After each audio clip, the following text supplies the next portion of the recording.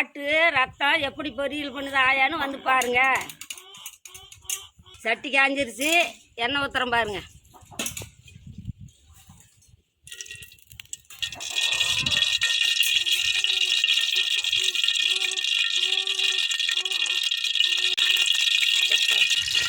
எண்ணெய் காஞ்சிருச்சு, கடுகு போட்டுக்கலாம்.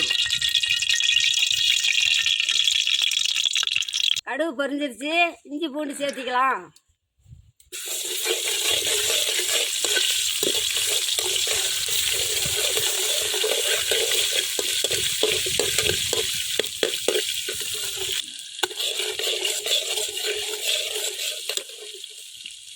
இஞ்சி பூண்டு வணங்கிடுச்சு, கருவேப்பிலை கொஞ்சம் சேர்த்திக்கலாம். பச்சை மிளகா கொஞ்சம் சேர்த்திக்கலாம்.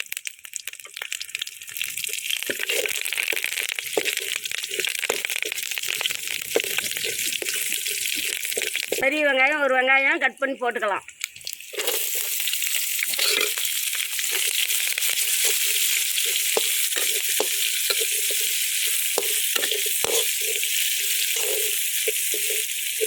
வெங்காயம் நல்லா வணங்கிடுச்சு, குடல் நல்லா சுத்தம் பண்ணிவிட்டேன் பாருங்க, கொட்டி வணக்கிறேன்.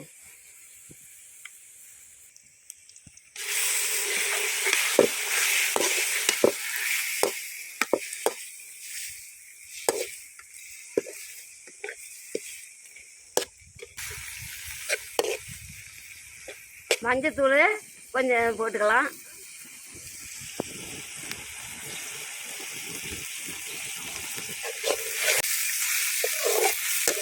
கல்லுப்பு கொஞ்சம் சேர்த்திக்கலாம் பாருங்க.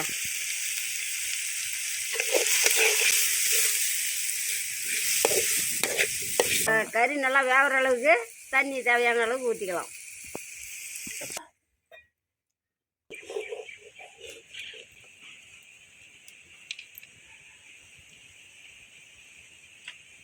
நல்லா வேவிட்டு நல்லா பாருங்க, குடல் நல்லா வெந்துருச்சு. இப்போ வந்து ரத்தத்தை கரைச்சி தண்ணியில் இதை கரைச்சி ஊற்றினா சரியாக போயிடும். ரத்தத்தில் தேவையான அளவு உப்பு போட்டு கரைச்சி ஊற்றிக்கணும். போட்டு கரைச்சி ஊற்றலாம்.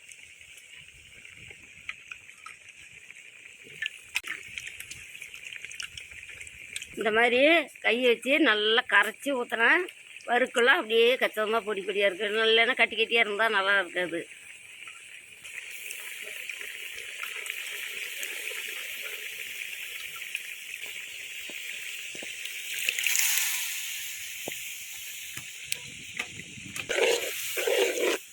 நல்லா இந்த மாதிரி கலக்கி விட்டால் வெந்ததுன்னா வர வரணும் நல்லா அரியல் நல்லா இருக்கும்.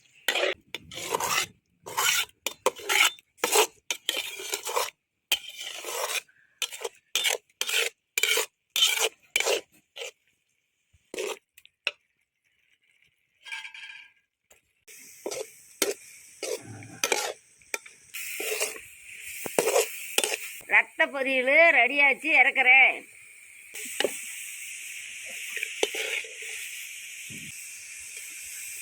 ரத்த பொரியல் பாரு, பல பழம்னு எப்படி வறுவல் பண்ணிருக்கிறேன் பாருங்க. ரத்த பொரியல் நல்லா வறுவல் பண்ணிருக்கிறேன், வாங்க சாப்பிடலாம்.